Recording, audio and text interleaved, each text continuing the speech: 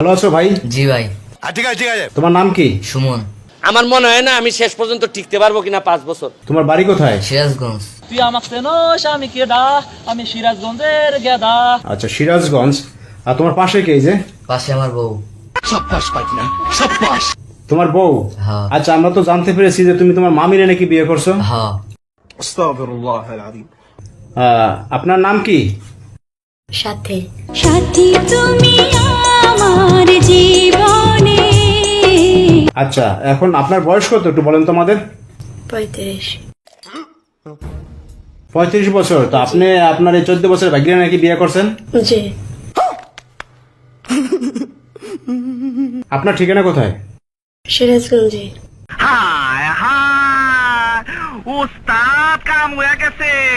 আর এই আপনার বাইকনা হচ্ছে আপনাদের বাড়িতে থাকতো? জি। ওখানে আমাদের মাঝে দুজনের ভালো লাগে, প্রেম ভালোবাসা হয়, তারপরে আমরা দুজনে পাড়ায় যাই বিয়ে করি।